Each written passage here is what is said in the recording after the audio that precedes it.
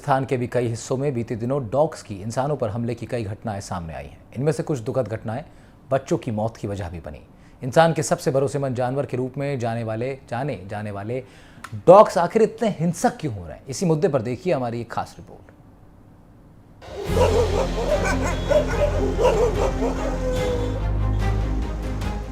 बीते कुछ दिनों में राजस्थान में डॉग्स के हमले में कई बच्चों की जान गई है। सिर्फ मार्च महीने में ही चित्तौड़गढ़, अलवर और बीकानेर में अलग अलग घटनाओं में 3 मासूमों की जान चली गई। जयपुर में राजस्थान विश्वविद्यालय परिसर में एक युवती को कुत्तों ने बेरहमी से 19 जगह काटा। इन घटनाओं के बाद स्वायत्त शासन विभाग ने जयपुर में आवारा कुत्तों को शहर से बाहर छोड़ने का आदेश जारी किया। हालांकि भारी विरोध के बाद उस आदेश को संशोधित कर दिया गया है। अब नगर निगम को वैक्सीनेशन और एनिमल बर्थ कंट्रोल प्रोग्राम पर जोर देने के आदेश दिए गए हैं। इन सब के बीच बढ़ी हुई घटनाओं से लोगों के मन में डर बना हुआ है। हाल में कुत्तों के द्वारा आम लोगों पर हुए कुछ हमलों के बाद कई लोग बहुत डरे हुए हैं। वहीं कुछ लोगों का मानना है कि आमतौर पर ये कुत्ते लोगों को यूं ही परेशान नहीं करते हैं, कोई ऐसी घटना होती है उसके बाद ही वो ऐसा करते हैं। कुछ स्टूडेंट्स हैं हमारे साथ, उनसे बात करते हैं और जानते हैं उनका एक्सपीरियंस क्या है।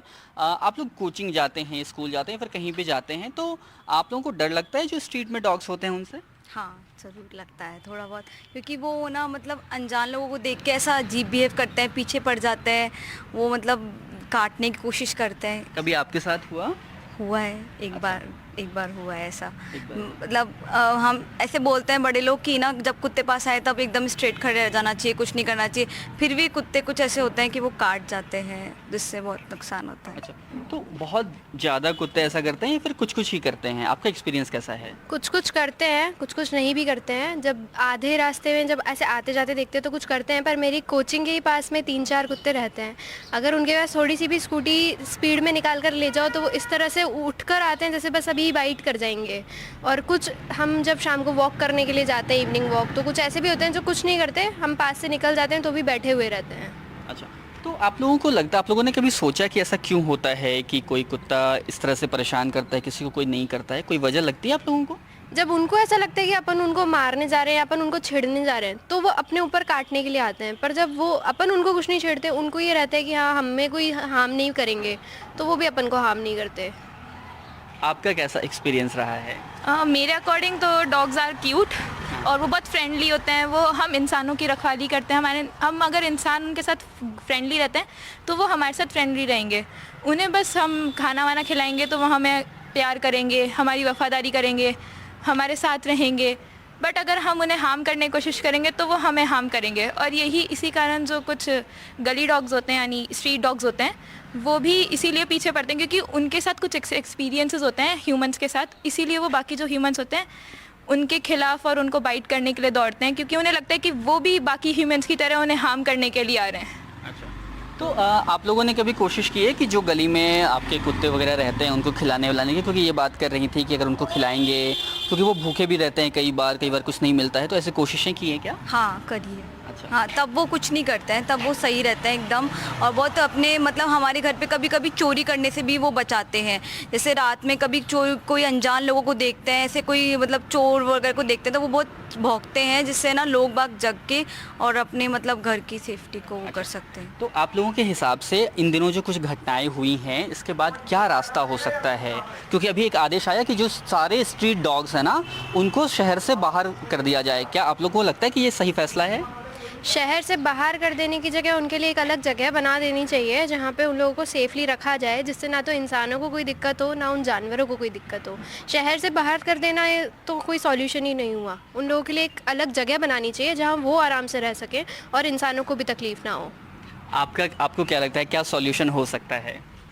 मैं इनकी बात से सहमत हूँ कि जो एनिमल्स हैं उनको भी सेफ्टी मिलनी चाहिए। मतलब अगर हम उन्हें शहर से बाहर निकाल देंगे तो उनकी वो मतलब उनको थोड़ा वो लगेगा, उनको भी दिक्कत। हाँ, उनको भी दिक्कत होगी और उनकी सेफ्टी वो ख़त्म होने की या इंडेंजर्ड होने की उसमें आ जाएंगे और मतलब एनिमल से स्पीसीज खत्म हो जाएंगी। शहर में घूम रहे आवारा कुत्तों की नसबंदी और उनके वैक्सीनेशन की जिम्मेदारी नगर निगम की होती है, लेकिन जयपुर के दोनों नगर निगम इस मामले में काफी सुस्त नजर आते हैं।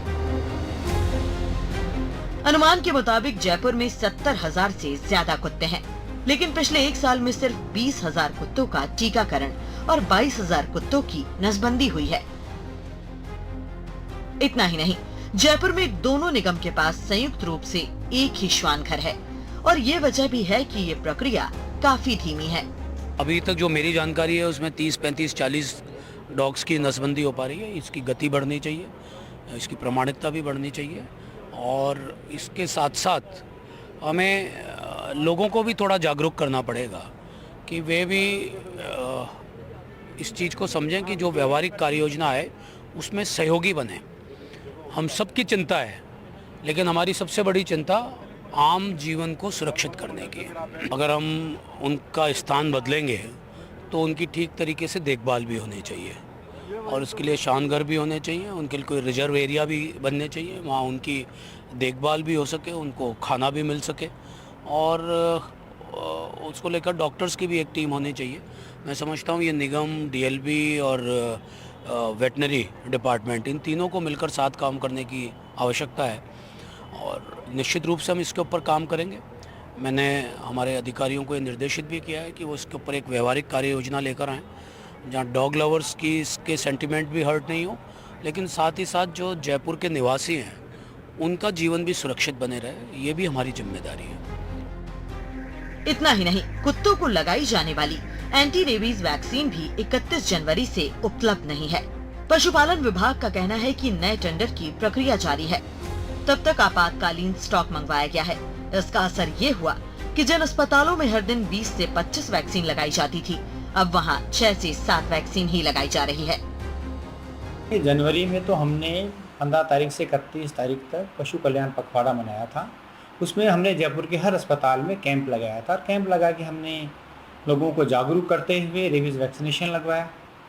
अभी हमारे पास पिछले 3 दिन 4 दिन पहले ये स्टॉक आया है और आज एक अच्छा स्टॉक आने की और उम्मीद है। आ जाएगा, हमारा काम सुचारू रूप से चलता रहेगा। अंदर से मैंने स्पेशली स्पेसिफिक ये तो नहीं जुटाया है कि कितने आ रहे थे, पर फिर भी कुछ लोग आ रहे थे और हमारे पास वो नहीं थी तो शायद वो नहीं लग पाई। ये सारी बातें पशुपालन विभाग और नगर निगम की लापरवाही की कहानी बयां कर रहे हैं। इसका खामियाजा आम लोग और बेजुबान जानवरों को भुगतना पड़ता है। एनिमल वेलफेयर बोर्ड समय समय पर बेजुबान जानवरों के हितों के लिए गाइडलाइन जारी करता है, लेकिन ज्यादातर दिशा निर्देश जमीन पर नहीं उतर पाते। पशु कल्याण के लिए काम कर रहे कार्यकर्ताओं का मानना है कि निगम और सरकार अगर ढंग से काम करे तो ऐसी घटनाओं में कमी आ सकती है। और बहुत सारे लोग ऐसे कहते हैं कि हमको एक श्वानघर बनाना चाहिए जहां पूरे शहर के डॉग्स को वहां भेजना चाहिए। ये काम नहीं करेगा क्योंकि हमारे पास वैसी व्यवस्थाएं है ही नहीं।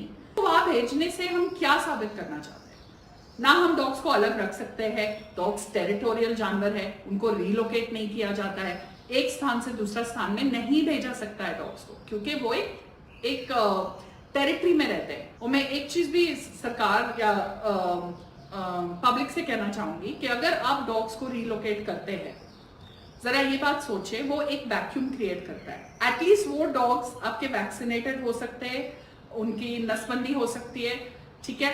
और अगर आप इन डॉग्स को निकाल दे, दूसरे नए डॉग्स आएंगे जो आपसे बिल्कुल ही फ्रेंडली नहीं है क्योंकि वो रिलोकेट हो चुके हैं।